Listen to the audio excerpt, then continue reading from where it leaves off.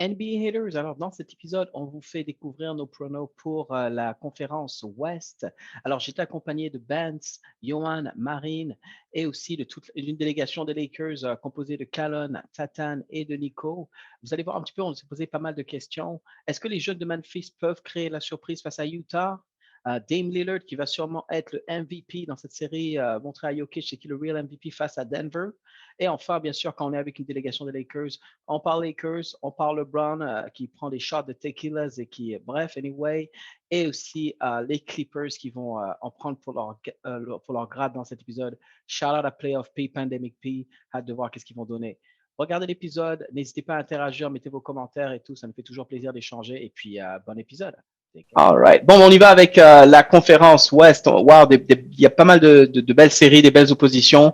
On va y aller tout de suite avec Utah Jazz, Golden State. Ah, c'est pas Golden State, Johan. Je pensais que, excuse-moi, c'est Memphis au final. Ouais. En fait, on est parti à Cancun parce qu'il y a un truc avec la tequila. Il y a un truc avec la tequila là. Il y avait une soirée tequila en fait. Attendez. On va derail le truc.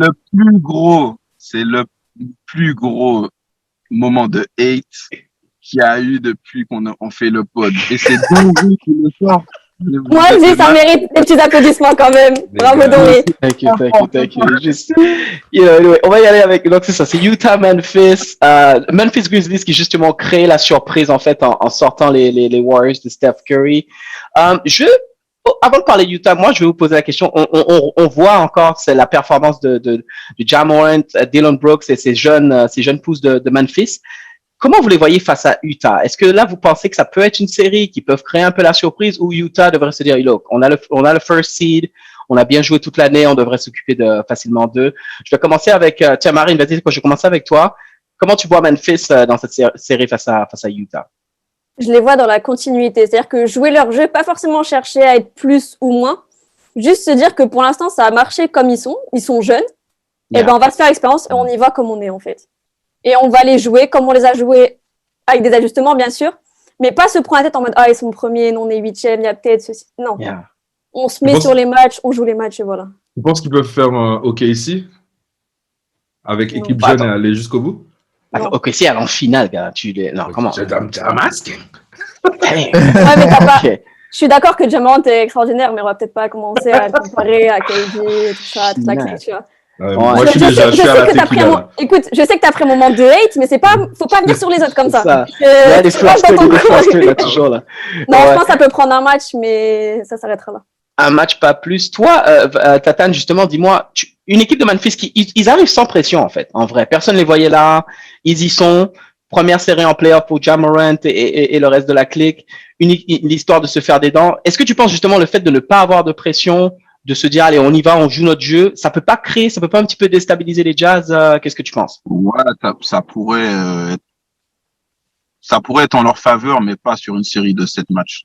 C'est ça, le truc des séries, en fait. 7 matchs. Et je sais pas si Mitchell sera déjà de retour ou pas, mais même sans Mitchell, l'équipe des Jazz est assez bien équilibrée et Memphis sera un peu trop jeune, je pense. Donc ouais, peut-être un match. Et je suis pro Memphis, pro Ja Morant de ouf, mais je pense que à l'expérience, ce sera un peu juste pour eux quand même. C'est ça. Tu penses qu'à l'expérience, ça va être un peu juste. Ben, dis-moi quand tu vois ça, parce que moi j'aime beaucoup. Moi, ce que j'adore voir en playoff, c'est justement les fameux match-up. J'aurais vraiment adoré voir Draymond Green jouer dans la tête de Rudy Gobert, puis carrément le neutraliser. Au final, ça va être Jonas Valanciunas, vraiment deux traditional bigs.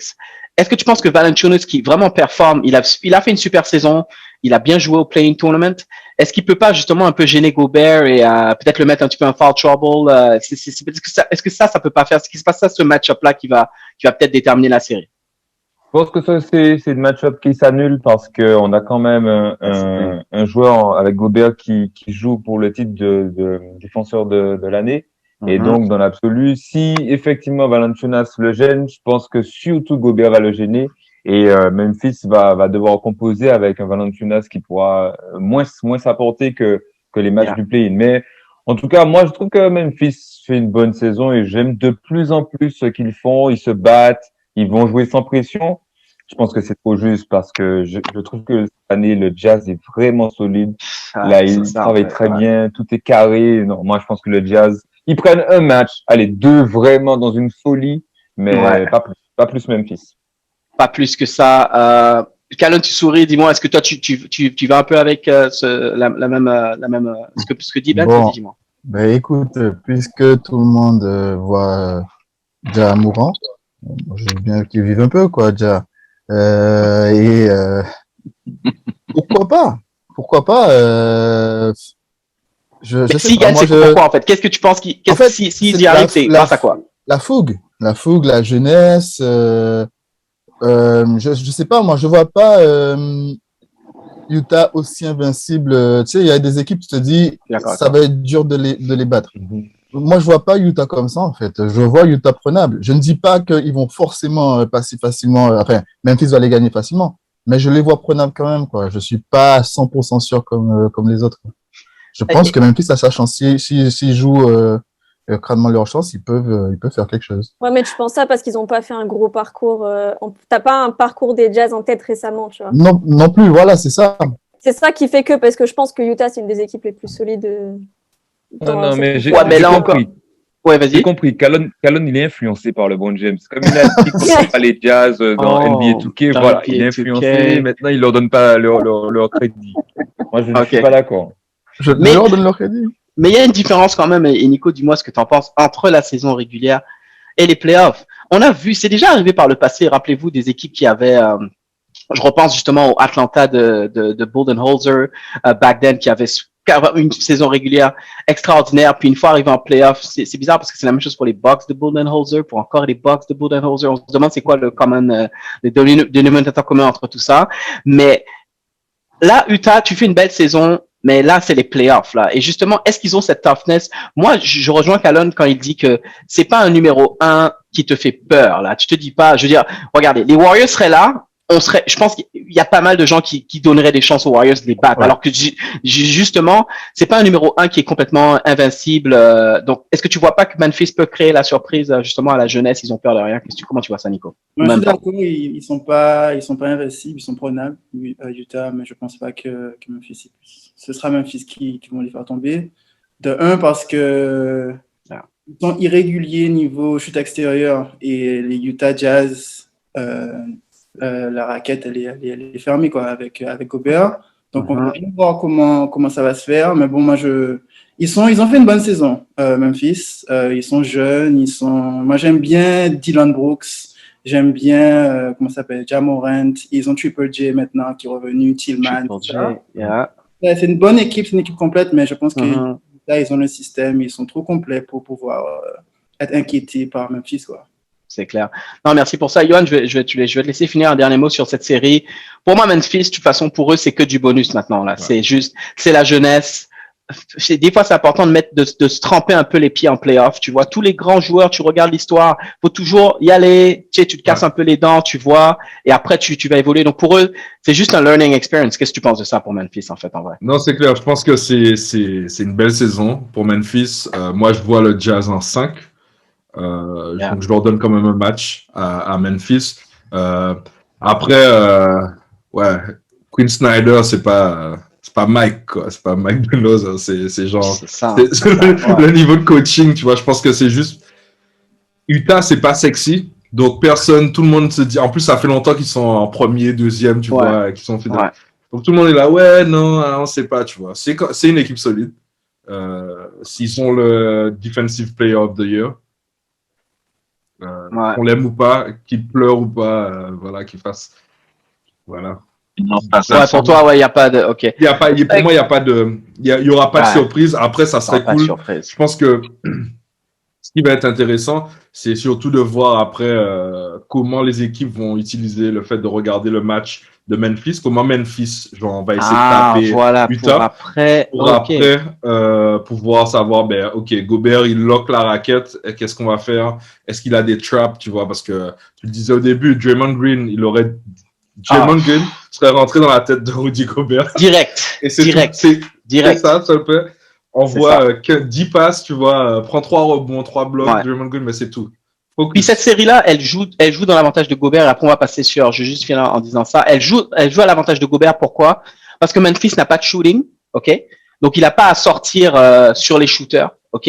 Et Memphis joue avec un traditional big, donc Valanciunas, qui justement ça va être le match-up de Gobert. Donc il sera dans sa zone de confort normalement. Et si tu es le joueur défensif de l'année, tu dois dominer ce match-up. Donc effectivement, ça va être pas mal dur pour Memphis, mais c'est une belle saison quand même pour eux. On verra ce que ça va donner. On va passer tout de suite à la série 2-7. Donc, les Phoenix Suns de Chris Paul et Devin Booker qui vont devoir affronter LeBron James et Anthony Davis. Alors, avant d'entendre la délégation des Lakers, là, oh boy, on va y aller. Bon, Johan, il lève la main. Tu voulais dire quelque chose au sujet de Chris Paul? Vas-y, c'est là. Je voulais te poser la question, en fait. Est-ce que tu es toujours aussi sûr que CP3, c'est le MVP? Ah, damn, man. Parce que tu l'as dit, les gens. Non, je l'ai dit, mais sur la saison régulière. Oui, non, mais pour moi, sur la saison régulière, il l'était clairement, tu vois. Sur l'impact, parce que pour moi, encore une fois, je vais juste clarifier mon propos, c'était sur l'impact qu'il a eu sur cette équipe. Phoenix, ils se retrouvent là où ils sont. On voyait où est-ce qu'ils étaient les années dernières, donc les années auparavant. Mais bon, clairement, c'est-à-dire, j'ai de la peine pour Phoenix, honnêtement. C'est-à-dire, tu fais des acquisitions en été, tu prends un gars comme Chris Paul, tu fais une super saison régulière, tu as l'avantage du terrain, t'es deuxième au moment de tes premiers, et pour te récompenser de tout ça, ben bravo, tu vas jouer maintenant les Lakers. Avant d'envoyer la délégation des Lakers qu'on a là, tu vois, genre le trifecta des Lakers, ça. C'est ça. Je pense que Phoenix prend 2 matchs. Quand même. Je sais pas, je trouve pas les Lakers dominants en fait. Hein. Ouais, mais gars. Je sais.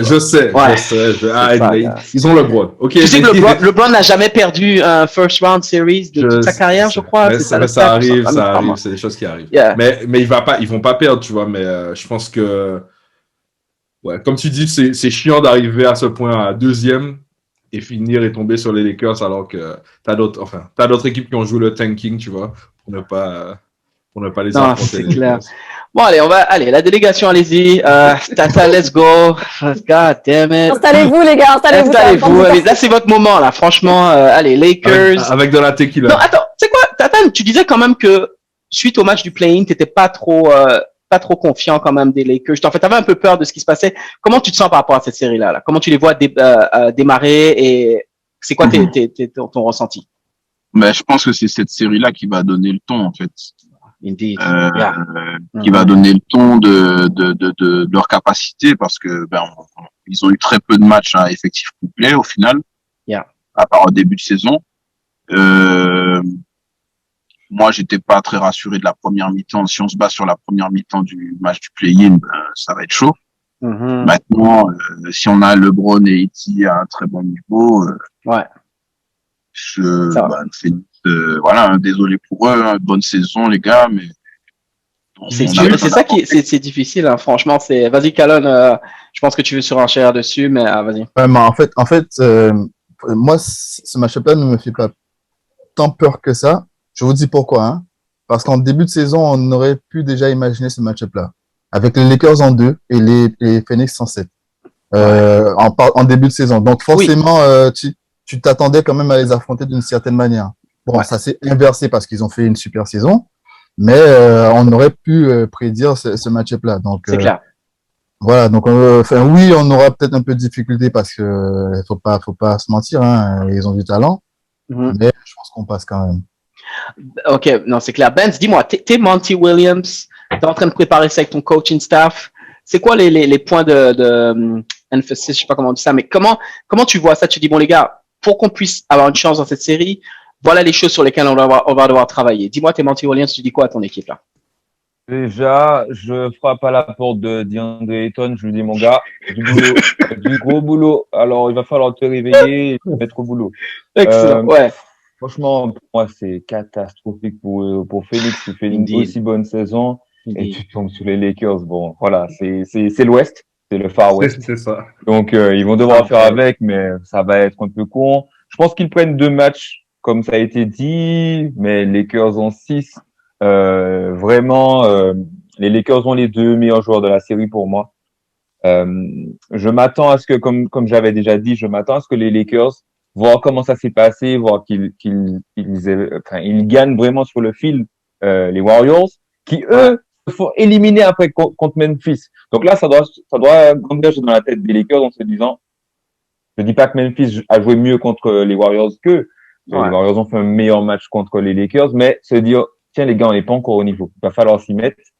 Et je pense qu'avoir gagné va aussi jouer dans la confiance des Lakers et que là, ils vont s'y mettre sérieusement contre Phoenix. Donc, malheureusement, je suis désolé pour Phoenix. Ils méritent pas ça, mais en 6. C'est dur, hein, franchement. Attends, il faut aussi être désolé pour les arbitres. Parce que là, on a quand même une rencontre au sommet de 2 personnes. Qui chialent tout le temps. Qui chialent. C'est vrai. Oh, ils sont all-time pour ça. Et là, en l'occurrence, on parle de Chris Paul, justement, et de LeBron James. Mais justement, Nico, je vais envoyer ça dans la direction. Tu penses, toi, vous donnez pas une chance à Chris Paul de peut-être faire la différence sur cette série. Je sais que c'est une question de match-up. Moi, quand je vois ça, les match-up, je vois Chris Paul qui se fait garder par KCP ou Caruso, Devin Booker. Donc, en fait, Chris Paul et Devin Booker, ça va être KCP, Caruso. De l'autre côté, t'as qui? Qui est-ce qui garde Anthony Davis? Matthews. Matthews, c'est un super défenseur, attention. Oui, mais c'est ça que je veux dire, c'est que LA a les match-up et je vois pas Phoenix avoir les match-up, malheureusement, de l'autre côté. Les bigs, en fait, est-ce que vous savez c'est qui les pivots de Phoenix? C'est Ayton et qui? Ayton. Et après, quand il prend 3 fautes, t'as qui? That's the problem, man. That's what I'm trying to say. C'est quand Ayton prend ses 3 fautes, là, au deuxième quart-temps, c'est qui est-ce qu'ils mettent, genre? Kaminski, comment il s'appelle? Saric, peut-être? Non, il est plus là. Baines, il est plus là. Saric, je pense que c'est Saric. Vogel, il joue aux cartes, il dit, bon, ok, je te donne un petit coup de Harrell, un petit coup de Drummond, un petit coup de Gasol, un petit coup de Davis at the 5, and that's the problem, right? Nico, vas-y, that's all she wrote, tu penses, c'est, That's all she wrote. Moi, franchement, quand tu joues à l'Ouest, tu dois passer par 2 groupes pendant les playoffs. Donc, je vais pas pleurer pour les Suns. Parce que quand tu joues à l'Ouest, pour arriver en finale, en finale de conférence, il faut vaincre les gros. Donc, ils sont pas encore éliminés, les gars. Attention. Non, mais it's tough. Soyons honnêtes, là, it's tough. Les Lakers, on a vu comment les Lakers, ils étaient super soft contre les Warriors. Et moi, je pense que j'ai bien aimé que, justement, ils aient une contre-performance. Peut-être la première mi-temps était une contre-performance pour qu'ils se remettent en question. Et je pense que, comme Tata l'a suggéré, ça va être une bonne mise en action pour AD, pour LeBron. Et ils vont mettre le ton sur le reste des playoffs. Je pense que les Lakers, moi, je pense qu'ils vont gagner en 5 matchs. Ils vont pas perdre le temps avec les Suns. Ils vont vraiment essayer de finir ça le plus rapidement possible. Parce que tu peux pas laisser quelqu'un comme Chris Paul ou comme Devin Booker. C'est des gens super talentueux. Il faut les éliminer le plus rapidement. Mais Marine, et je vais finir sur toi, après on va passer à une autre série. En admettant que LeBron soit n'importe quel joueur normal dans NBA, c'est-à-dire qu'il se fasse justement suspendre pour quelques matchs de cette série avec le protocole de COVID, même là, est-ce que tu voyais les Phoenix Suns avoir une chance là? C'est-à-dire t'enlèves LeBron dans l'équation. Est-ce que là tu penses que ça aurait pu faire une différence pour eux? Ça aurait pu aller en 7. Ok, vas-y. Je dis pas que je vois. Peut-être que Phoenix pourrait prendre. Ça dépend de l'impact qu'en fait LeBron a sur les Lakers. Et LeBron, il a un impact trop grand sur les Lakers pour pouvoir le perdre. Yeah. Si t'enlèves LeBron, t'as plus ce catalyseur. T'as plus ce gars-là qui va dire bon, maintenant, on me donne encore plus que d'habitude. On me donne la balle et j'y vais en fait. Qui dans l'équipe va dire vous me donnez la balle. Davis, je le vois pas avec ce caractère-là. Peut-être Harrell pourrait le faire, mais t'es remplaçant, donc basta. Ouais. Mais qui porte la balle, en fait? Dennis Schroeder. Ouais, non, pour vrai, franchement, même sans LeBron, je pense qu'il gagnerait cette série. Parce mais peut-être en 7. C'est ça, hein, c'est peut-être en 7. Mais là, vous voyez, le maximum pour les matchs pour Phoenix, c'est quoi? Maximum un match ils prennent selon vous? 2. 2 max. That's it too. Hein. Ouais. Après, ça dépend. Est-ce qu'ils vont jouer avec 3 arceaux pour que LeBron puisse bien tirer? Oh, I like that. She had to say that. Vous savez quoi, we keep it moving. On va y aller avec la série, justement, Denver Nuggets contre Portland. Denver, le MVP, Nikola Jokic, qui va affronter, j'adore le jersey de Ben, qui va affronter justement Damian Lillard. Qu'est-ce que vous pensez de cette série? Et Ben, je vais commencer tout de suite avec toi parce que, selon moi, Denver n'est pas favori. Hein. Donc, je sais pas toi, qu'est-ce que t'en penses là? Mais vas-y, dis-moi. Bon, allez, je l'admets, ça a été très difficile de perdre Jamal Murray. True. Là, on a besoin que les gars autour de notre MVP puissent step up. MPJ, j'attends beaucoup de lui, à voir comment il va pouvoir. Je regardais déjà ce qu'il faisait, il a quand même déjà progressé. C'est pour ça que maintenant il est cité dans le MIP. Exactement. Mais c'est vrai que les playoffs, c'est autre chose. Et c'est vrai que Murray nous apportait déjà, depuis l'année dernière, cette assurance qu'en playoff, on avait un gars qui pouvait être c'est clair. Je vais pas dire le lieutenant, mais voilà, une deuxième option vraiment sérieuse et même pas ses premières options à certains moments. Alors, j'ai réfléchi et je me suis dit, effectivement, Portland, ça va être embêtant parce qu'on a Lillard et ils ont quand même une bonne équipe. Ils ont une saison correcte. Ouais. Non, c'est pas une équipe qui défend de façon super bien Portland et nous non plus Denver. J'aime beaucoup Lillard, c'est un que j'apprécie, donc le cœur balance. Mais c'est vrai que ce sera une match-up avec beaucoup de points. Ce que moi je pense, si Portland veut l'emporter, ils doivent partir en 6. Ils vont jouer un 7e match chez nous. Denver en 7. Donc, I like that. Très bien. Non, ok, t'as c'est l'heure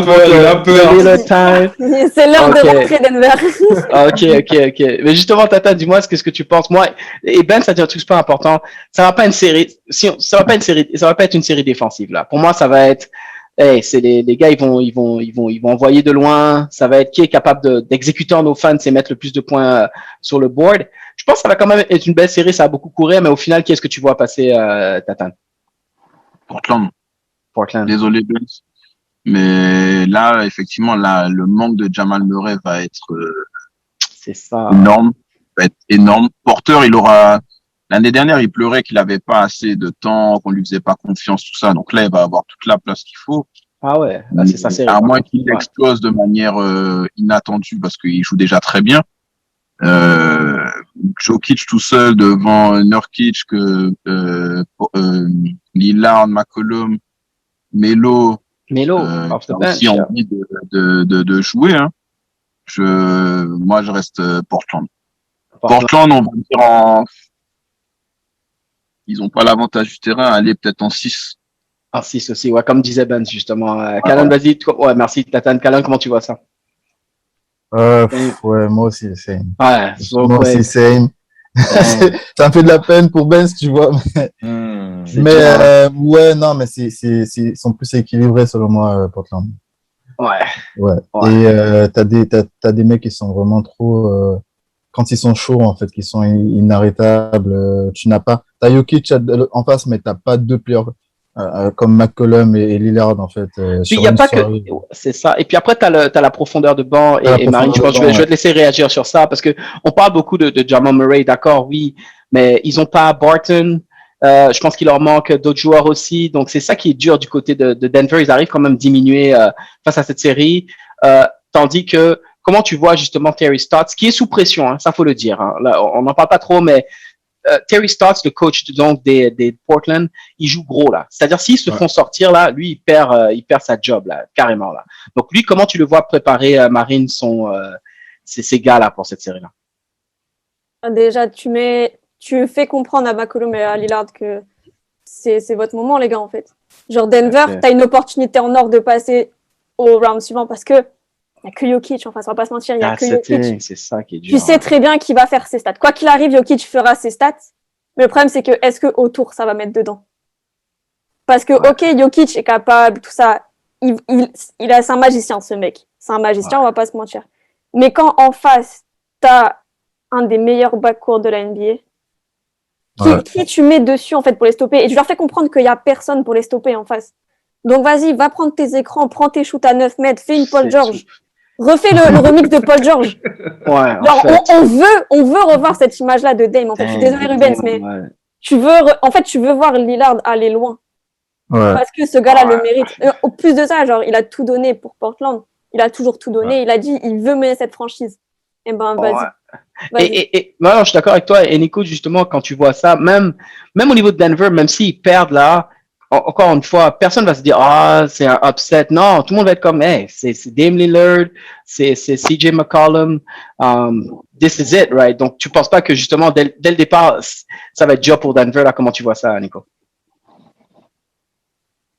Ah, t'es sur mute. Ouais, je pense que ça va être très dur pour Denver encore. Désolé, Rubens, mais.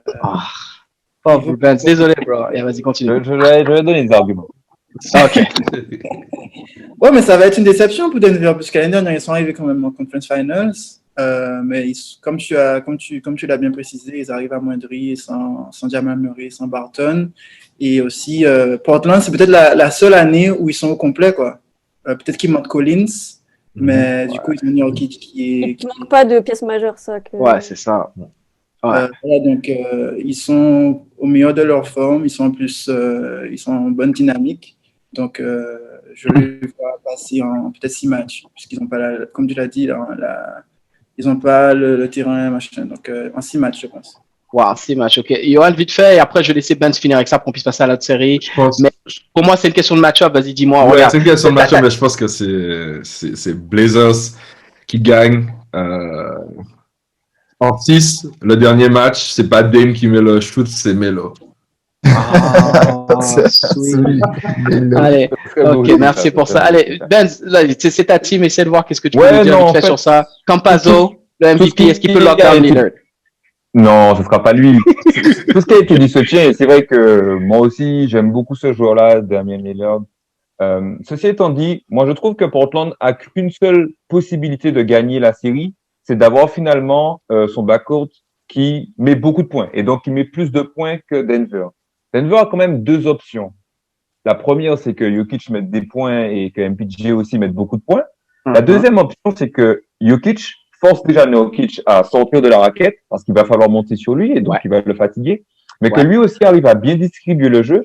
Et comme Portland, c'est pas une super défense, Jokic peut s'aider avec d'autres gars, d'autres role players et les mettre dans de bonnes conditions où eux arrivent à scorer. Ce que Portland a moins, alors il y aura peut-être un game Melo, mais voilà, il n'y a pas un gars qui va distribuer de ouf à Portland. Donc, ils sont vraiment, j'ai l'impression, dépendants des prestations de McCollum et Lillard, alors que Denver a un peu plus de chance de distribuer le jeu à travers Jokic, qui sera moins gêné, puisque la défense de Portland, on sait que c'est pas trop ça. C'est pas trop ça, effectivement. Écoutez, merci. On va voir ce que ça va donner. Il m'a convaincu, là, je crois. Il t'a convaincu. Tu voulais dire un truc vite fait, Tatane. Après, on va passer à l'autre série. Là, on vient de review les 3 premières séries. Et en fait, il fait pas bon d'être premier à l'Ouest, en fait, cette année. Dans les 3 premiers, en final, on donne pas favori les 3 premiers de l'Ouest. Waouh, c'est vrai, tu me fais réaliser ça, en fait. Effectivement, il n'y a aucun des 3 premiers qui est favori. Ça reste toujours, comme Ben a dit, c'est le Far West pour de vrai, quoi. Peu importe ta position, en fait, au moment des playoffs, c'est compliqué. Ok. Bon, on va enchaîner. Ouais, non, c'est clair. Merci sur ça, Tatane. Dernière série, les LA Clippers, que la plupart de certaines personnes donnaient favoris l'année dernière pour gagner le titre, qui vont devoir jouer Luka Doncic et les Dallas Mavericks. Johan, dis-moi, vas-y, où est-ce que tu vois ça, en fait, pour cette série-là? Ben, ils ont tanké pour éviter les Lakers. Ça, c'est un choke move, mais en même temps, c'est the road to the ring. Il y a rien de, tu vois. Je sais pas. Franchement, je sais pas. Dallas, je les vois pas. Je les vois pas non plus pour les embêter, mais Paul George doit faire son taf, en fait. Vraiment faire son taf. C'est ma. Après, je vous ai déjà dit, ils vont à Seattle pour moi, donc pour toi, ils vont partir après. Ils vont partir, donc. Mais ouais, je pense qu'on attend Paul George. Ok. Kawhi va faire le Kawhi. Thanks pour ça. Marine, pour moi, c'est la série des Clippers, là. Franchement, là, ils pouvaient pas. comme match-up pour commencer, il pouvait pas arriver à un meilleur match-up. Là, Dallas, I mean, OK, Luka, but come on, man. Au final, les Clippers doivent logiquement passer. Qu'est-ce que tu penses? Les Clippers, pardon, oui, c'est ce que j'ai dit. C'est même pas qu'ils doivent logiquement passer, c'est qu'ils n'ont pas le choix. Tu dois passer. Ton équipe, t'as toujours cette étiquette de loser. T'as les déclatations. Clippers égale loser. Dans l'histoire de la NBA, c'est ça en fait. C'est ça l'étiquette. Clippers gonna clip. Il y a C'est Clippers ça, voilà. clip, ouais, c'est clair. T'as des mixtapes de Paul George qui se prend des shoots ou des crosses ou quoi. Tu sais que Kawhi, c'est ainsi. Quoi qu'il arrive, il va faire sa série. Même s'il a un peu moins bien, mais il va impacter le jeu, même si c'est pas statistiquement parlant. En face à Dallas, t'as qui? À part Luka. Ouais, c'est ça. Voilà. Donc, ouais. à partir du moment où t'as pas une réponse qui te vient tout de suite, tu dois passer. T'es obligé. T'as Paul George. Je vais faire un petit troll, mais t'as Rajon Rondo. Hey, player from Rondo, donne-lui son respect. Donne-lui son respect. C'est pour ça que je vais un peu troller tout ça, parce que t'as Playoff Rondo, ok? Tu l'as pris des Lakers. Ouais. Ok? Non, tu peux pas perdre. T'as pas le droit, en fait. Mais le problème, c'est que tu vas arriver avec cette pression-là. Et est-ce que les Clippers tiennent la pression? Non, c'est clair. Et c'est vous pour savez ça que je quoi, vais en 7. Ouais. En 7. En 7, tu vois, Clippers en Pression. 7. La Mais pression. ils peuvent pas gagner un Game 7. Si ça va en 7, ils perdent. Moi, je te dis, il va y avoir. Perdre. Parce que je dis, tu vois, genre, dans mes pronos, tu vois, genre, te mettre un truc un peu, tu vois, genre, un peu, Hot voilà, take. un peu pimenté, exactement. Et je me dis, c'est clair. l'équipe qui va le plus prendre la pression des deux conférences, c'est les Clippers. Et pour moi, ils n'ont pas montré un truc qui savent tenir la pression. Tu perds Montrezl Harrell quand même. Alors que Montrezl Harrell, l'année dernière, il a fait un gros truc. Hein. I like that. Non, Mais c'est quand bon, même, c'est genre, bon. si ça va en 7, moi après, je peux flex et dire, je l'avais dit. Tu l'avais encore. Non, mais après, je pense que, et je vais rappeler en vous posant une question à ceux qui n'ont pas encore qui sont pas encore intervenus, mais les Clippers sont favoris. Soyons honnêtes. Marine arrive avec un hot take on the record, mais les Clippers sont favoris. Mais imaginons qu'ils perdent. Benz, les Clippers perdent au first round des playoffs. Qu'est-ce qui se passe là? Bon, non, mais je pense que ça pose un gros souci et je pense que je ne veux pas dire que l'équipe explose, mais moi, GM des Clippers, je revois les choses. Mais pour moi, Tyronn Lue, en abordant cette série, il doit dire aux gars, les mecs, on va pour le sweep. Il n'y a pas de débat là. L'année dernière, il nous a mis un shoot en fin de match là, Luka. Non, c'est fini ça. C'est fini. Là, on est en mission. De toute façon, moi, je trouve que Dallas n'a pas progressé de ouf par rapport à l'année dernière. Moi, je trouve quand même les Clippers plus solides que l'année dernière. Alors, à voir s'il n'y a pas Pandemic P qui se repointe en playoff. J'espère qu'il a disparu, lui. Je rajoute une ligne au dossier. En tout cas, si c'est moi, Tyronn Lue, je dis aux gars, les gars, on va pour le sweep. Alors, je pense que Dallas prend un match, mais ils doivent pas prendre deux. Ben, vas-y. Ok. Moi, je vois comment ils pourraient perdre. Si Candace Parker ne joue pas, Los Angeles perd. C'est pas. Ah, en fait, il y a une autre équipe à Los Angeles? Oh, le troll! He's trolling! Alors là, il y a deux équipes à Los Angeles. Il y a les Lakers et les Sparks, en fait. Il y a les Lakers et les Sparks. C'est excellent. Wow, non, that's really good. Nico, vas-y, dis-moi, qu'est-ce qui se passe? C'est-à-dire qu'ils perdent, honnêtement, ils perdent les Clippers. Paul George, il fait quoi là? Il peut plus revenir. Il faut qu'il prenne sa retraite. Parce qu'il va se faire blâmer, je pense. S'il perd, vas-y, dis-moi. Ils perdent, on les envoie au North Dakota, c'est pas possible. North Dakota Clippers. Les Clippers, c'est clairement l'équipe CFA des Lakers. Et moi, j'adore les playoffs parce que on pourra revoir Pandemic P.